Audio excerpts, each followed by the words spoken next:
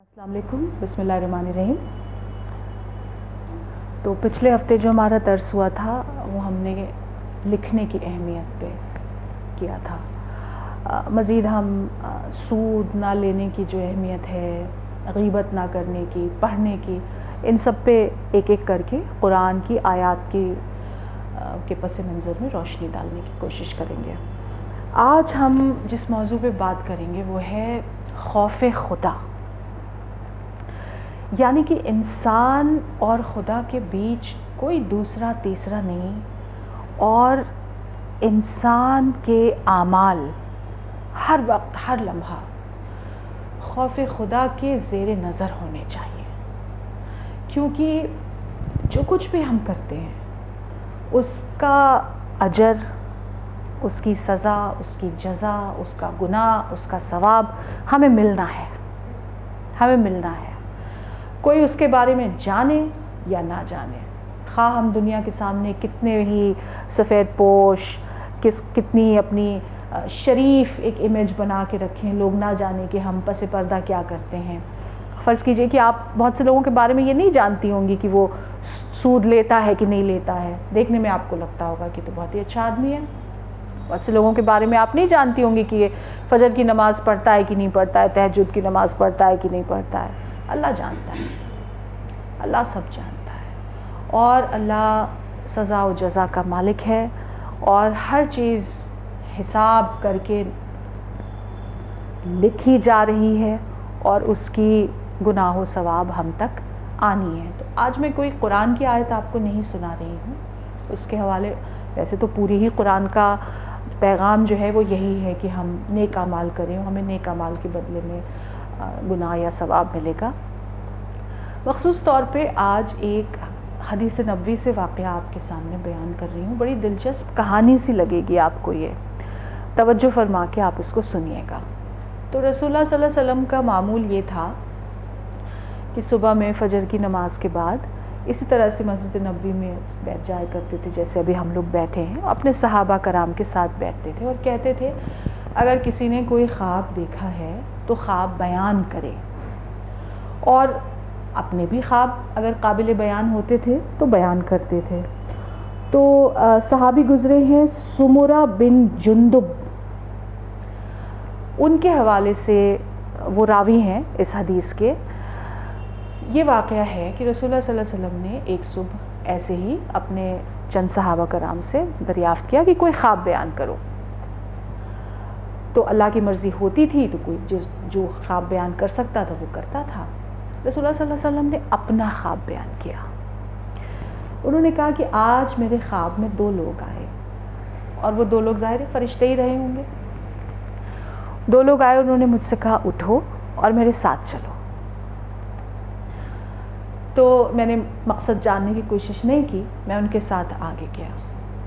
راستے میں کیا دیکھتا ہوں کہ ایک آدمی زمین پہ لیٹا ہوا ہے، ایک دوسرا آدمی ایک بہت بڑا پتھر اٹھا کے اس کے سر پہ مارتا ہے، اس آدمی کا سر چکنا چور ہو جاتا ہے، اٹ گیٹس اسمیشڈ، اور وہ پتھر لڑکتے ہوئے بہت آگے چلا جاتا ہے۔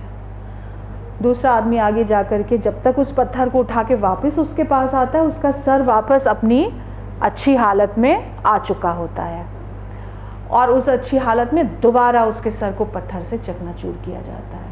تو میں بہت گھبرایا، میں نے اپنے ساتھیوں سے پوچھا، میں نے کہا یہ کون ہے؟ تو انہوں نے کہا آگے بڑھیے، آپ آگے بڑھیے۔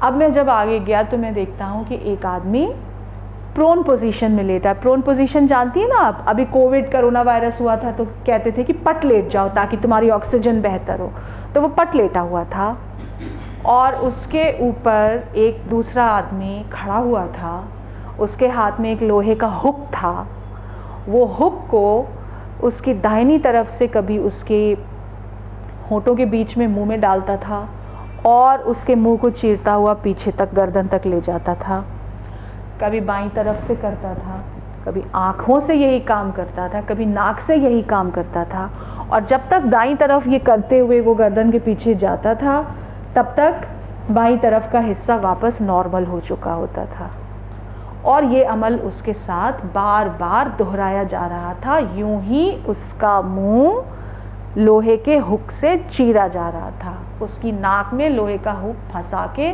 پیچھے تک چیرا جا رہا تھا, اس کی آنکھ میں لوہے کا ہک پھنسا کے پیچھے تک چیرا جا رہا تھا, اور اس کی تکلیف ایک بار دو بار میں ختم نہیں ہو رہی تھی, بار بار یہ عمل اس کے ساتھ دہرایا جا رہا تھا. اس کے بارے میں بھی رسول اللہ نے پوچھا کہ یہ کیا, یہ کون؟ ان کو حکم ہوا کہ آگے بڑھیے. آگے جاتے ہیں تو وہ ایک ایسی چیز ملتی ہے جو کہ آج کے زمانے کے تندور کی شکل کی چیز تھی. تندور سمجھتی ہیں نا آپ, جس میں آگ بہت تیزی سے جل رہی ہوتی ہے, اندر مٹی لگی ہوتی ہے, دھڑک رہی ہوتی ہے آگ. تو رسول اللہ نے اس کے قریب جا کر کے دیکھنے کی کوشش کی. اندر جھانکا تو برہنہ, یعنی بغیر تن پہ کوئی بھی لباس ڈالے مرد اور عورت اس کے اندر تھے, اور آگ کی لپٹیں تندور میں سے ان تک پہنچ رہی تھیں, اور اتنی تیز گرمی اس میں سے نکل رہی تھی کہ وہ لوگ خود اس میں جھانک نہیں پا رہے تھے, دیکھ نہیں پا رہے تھے ایسے کہ اندر اس طرح سے کیا ہو رہا ہے. ان کے بارے میں بھی جب رسول اللہ نے دریافت کیا کہ یہ کیا, سبحان اللہ یہ کیا, تو پھر انہیں حکم ہوا کہ آپ آگے بڑھیے. اب جو وہ آگے بڑھتے ہیں تو وہ ایک ندی کے پاس پہنچتے ہیں. یہ ندی ایک ایسی ندی ہے جس میں کوئی بہنے والا مادہ ہے جو کہ سرخ رنگ کا ہے, لال رنگ کا ہے, خون بھی ہو سکتا ہے, شاید وہ خون ہی تھا. اس ندی میں ایک آدمی تیر رہا ہے, اور کنارے پہ ایک آدمی بہت ڈھیر سے پتھروں کا ایک انبار لیے بیٹھا ہوا ہے. تیرنے والا شخص اس کے سامنے آتا ہے اور اپنا منہ کھولتا ہے, اور اس کے منہ میں ایک پتھر زور سے پھینک کر کے کنارے بیٹھا ہوا آدمی مارتا ہے, اور وہ پھر تیرتے ہوئے آگے چلا جاتا ہے. پھر وہ واپس تیر کے اسی کے پاس آتا ہے جو پتھروں کا انبار لیے بیٹھا ہے, پھر اس کے منہ میں پتھر مارا جاتا ہے. یہ دیکھ کے بھی رسول اللہ جب معلوم کرتے ہیں کہ یہ کیا ہو رہا ہے تو انہیں حکم ہوتا ہے کہ آپ آگے بڑھیے. اب جو وہ آگے بڑھتے ہیں تو ایک بہت ہی حسین اور بہت ہی خوبصورت باغ میں پہنچنے والے ہوتے ہیں, لیکن اس میں پہنچنے کے پہلے وہ دیکھتے ہیں کہ ایک کافی بدصورت شکل کا آدمی آگ کے پاس بیٹھا ہے, آگ کے چاروں طرف چکر لگا رہا ہے. وہ باغ میں پہنچتے ہیں, بالکل فرحت بخش سرسبز و شاداب باغ ہے, موسم بہار کے ہر رنگ کے پھول اس میں موجود ہیں. وہ باغ کے اندر جاتے ہیں, وہاں پہ دیکھتے ہیں کہ کافی لمبی, جس کو آپ ہائٹ کہتی ہیں نا, کافی اونچی قد قامت کے ایک صاحب کھڑے ہوئے ہیں. وہ اتنے اونچے ہیں کہ رسول اللہ جب یوں سر اٹھا کے انہیں دیکھنے کی کوشش کرتے ہیں تو وہ ان کا سر دیکھ نہیں پاتے ہیں, اور ان کے چاروں طرف چھوٹے چھوٹے بچے, لاتعداد چھوٹے چھوٹے بچے. تو ان کا کہنا یہ ہے کہ وہ شخص اتنے لمبے تھے کہ میں نے اتنا لمبا شخص آج تک نہیں دیکھا, اور ان بچوں کی تعداد اتنی زیادہ تھی کہ میں نے اتنے زیادہ بچے آج تک نہیں دیکھے. میں پوچھتا ہوں یہ آدمی کون ہے, تو پھر مجھے حکم ہوتا ہے کہ آپ آگے بڑھیے. میں اور آگے جاتا ہوں تو مجھے ایک بہت ہی شاندار باغ دکھائی دیتا ہے, بے حد شاندار باغ دکھائی دیتا ہے. اس باغ میں بھی ہرے رنگ کے پیڑ پودے لگے ہوئے ہیں, یہ بھی بہت ہی سرسبز و شاداب باغ ہے. اور اس باغ میں یہ دیکھتا ہوں کہ یہاں پہ کچھ ایسے لوگ گھوم رہے ہیں جن کے جسم کا آدھا حصہ نہایت خوبصورت ہے, نہایت مطلب وہ اپنی جوانی کی حالت میں ہیں, اور دیکھنے میں بہت ہی اچھے لگ رہے ہیں, ہینڈسم. اور ان کے جسم کا جو دوسرا حصہ ہے وہ بے حد بدنما, بے حد بدصورت, اور دیکھنے میں بہت ہی خراب لگ رہا ہے.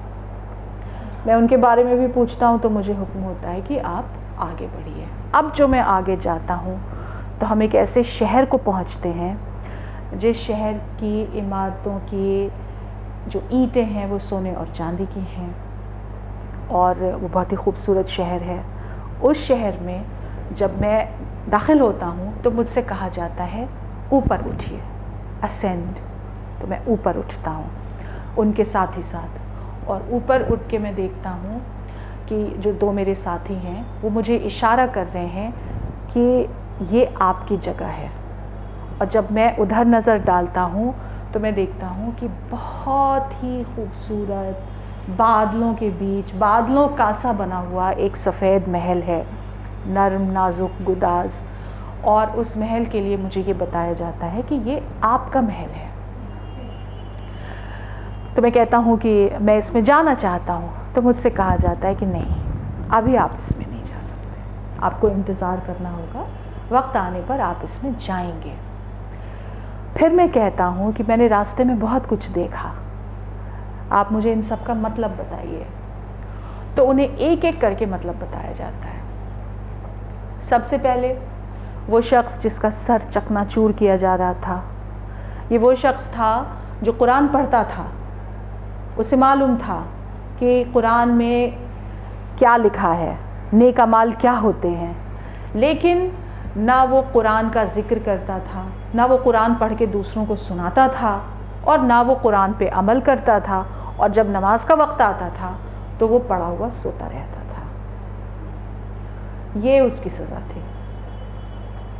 وہ شخص جس کے منہ میں، ناک میں اور آنکھوں میں لوہے کا ہک ڈالا جا رہا تھا اور اس کے منہ کو چیرا جا رہا تھا، اس کا گناہ یہ تھا کہ وہ صبح میں اپنے گھر سے نکلتا تھا، لوگوں میں جھوٹ کو رائج کرتا تھا، جھوٹ بولتا تھا، پھر جھوٹ کو بچاتا تھا. آپ دیکھیے، ایک جھوٹ بولتا ہے تو پھر آدمی اس 10 جھوٹ بولنا پڑتا ہے نا اس جھوٹ کو سچ ثابت رکھنے کے لیے. اور پھر اس جھوٹ کو جو لوگ سنتے تھے وہ بھی ایک دوسرے میں پھیلاتے تھے. تو جھوٹ کی ترویج کرتا تھا یہ شخص. تو یہ اس شخص کا گناہ تھا. تندور کے پاس جو آپ گئے تھے اور تندور میں جو آپ نے دیکھا کہ برہنہ جسموں والے مرد اور عورت آگ کی لپٹوں میں گھرے ہوئے تھے، یہ وہ مرد اور عورت تھے جنہوں نے زنا کا گناہ کیا. زنا جانتی ہیں آپ، اللیگل سیکشول انٹرکورس، غیر قانونی طور پہ نکاح کے باہر، پہلے یا بعد میں یا منکوح ہونے کے باوجود غلط جسمانی رشتے جو بناتے ہیں اسے زنا کہتے ہیں. اس کی سزا یہ کہ انہیں تندور میں جلایا جا رہا ہے.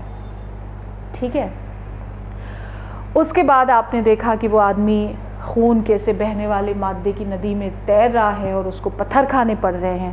یہ وہ آدمی تھا جو سود کھاتا تھا. یہ وہ آدمی تھا جو سود کھاتا تھا. سود پہ ہم مزید بات کریں گے. میں نے پچھلے بار بھی آپ کو بتایا تھا کہ سورہ بقرہ میں سود کے متعلق بہت ہی واضح آیات آئی ہیں. ہم اس پہ اور تفصیلی روشنی انشاءاللہ ڈالیں گے. ٹھیک ہے. پھر انہوں نے بتایا کہ جو آدمی بدصورت تھا اور آگ کے چاروں طرف گھوم رہا تھا، آگ کو بجھانے کی کوشش کر رہا تھا لیکن بجھا نہیں پا رہا تھا، وہ آدمی تھا جو کہ جسے ہم مالک کہتے ہیں، اور وہ جہنم کے دروازے کا دربان تھا. لوگوں کے گناہوں کی آگ وہ بجھانے کی کوشش، اور وہ کرتے کرتے وہ بیچارہ بدصورت ہو گیا، اس کی کیا غلطی، لیکن وہ کرتے کرتے اور لوگوں کے گناہوں کی آگ وہ بجھانے کی کوشش کر رہا تھا اور بجھ نہیں رہی تھی. پھر آپ باغ میں گئے، آپ نے بہت ہی اونچی قد قامت والے ایک شخص کو دیکھا تھا. وہ شخص حضرت ابراہیم تھے، پروفٹ ابراہیم تھے، جنہیں ہم جو ہاؤس آف ابراہم، جو 3 ہمارے مذاہب ہیں، کرسچینٹی، اسلام اور جوڈائزم، ان کا سب کا فادر مانتے ہیں نا ان کو. تو وہ حضرت ابراہیم تھے، اور ان کے چاروں طرف جو بچے گھوم رہے تھے چھوٹے چھوٹے، یہ سب وہ لوگ تھے، انسان جو کہ دین فطرت یعنی ایمان پہ جن کا خاتمہ ہوا تھا. تو رسول اللہ سے اس وقت وہاں موجود لوگوں نے پوچھا کہ اور بچے جو مشرکین کے بچے ہوتے ہیں جو معصومیت کی حالت میں ختم ہو جاتے ہیں، ان کا کیا؟ تو انہوں نے کہا کہ ہاں، مشرکین کے بچے بھی جو کہ معصوم تھے، جن کا انتقال جب ہی ہو گیا جب ان کی عمریں بہت کم تھی، ہاں وہ بھی انہی لوگوں میں شامل ہیں، اور وہ بھی حضرت ابراہیم کے چاروں طرف ہیں. اور پھر جو آپ باغ کے اندر گئے جہاں پہ ایسے لوگ گھوم رہے تھے جن لوگوں کے جسم کے آدھے حصے بہت خوبصورت تھے اور آدھے حصے بہت بدصورت تھے. یہ وہ لوگ تھے جن لوگوں نے زندگی میں کوئی نہ کوئی گناہ کیا، لیکن اللہ جو کہ بہت غفور الرحیم ہے، جو مغفرت فرمانے والا ہے، اس نے انہیں معاف فرما دیا۔ ان سے کہا گیا کہ یہ جو ندی بہہ رہی ہے، اور بہت ہی صاف شفاف پانی کی، دودھ سے بھی زیادہ سفید پانی کی ایک ندی وہاں پہ بہہ رہی تھی، ان سے کہا گیا کہ یہ جو ندی بہہ رہی ہے اس ندی میں کود جاؤ۔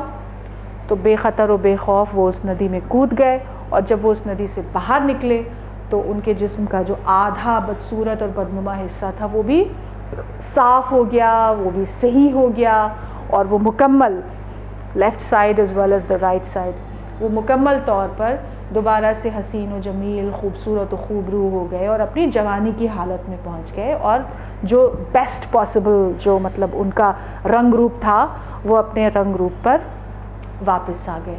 اللہ نے ان کے گناہ معاف کر دیے۔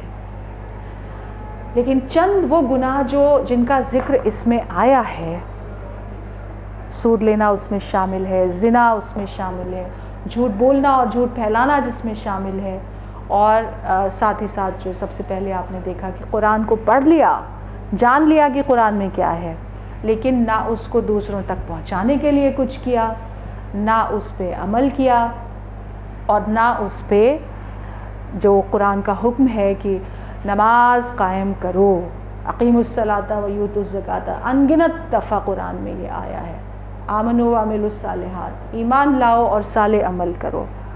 ایمان لیا یا آپ صالح عمل نہیں کیا آپ نے، جبکہ آپ کو معلوم ہے کہ صالح عمل کیا ہے، نماز نہیں قائم کیا آپ نے، تو پھر وہ شاید ایک ایسا گناہ ہے جو معاف نہیں کیا جائے گا۔ زنا شاید ایک ایسا گناہ ہے جو معاف نہیں کیا جائے گا، سود خوری شاید ایک ایسا گناہ ہے جو معاف نہیں کیا جائے گا۔ تو یہ زندگی ہمیں جو ملی ہے ایک محدود وقت کے لیے ملی ہے، کب کس کی آخری سانس آ جائے اور اس کے بعد اس کا نامہ اعمال بند ہو جائے، تو ہماری مستقل یہ کوشش ہونی چاہیے کہ ہم نیک اعمال کریں، کیونکہ ان کی اہمیت ہے۔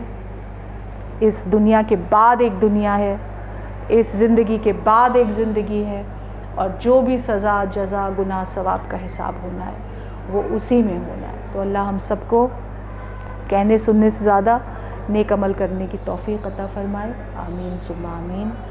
اور آپ ہمارے لیے دعا کریں، ہم آپ کے لیے دعا کریں۔ السلام علیکم۔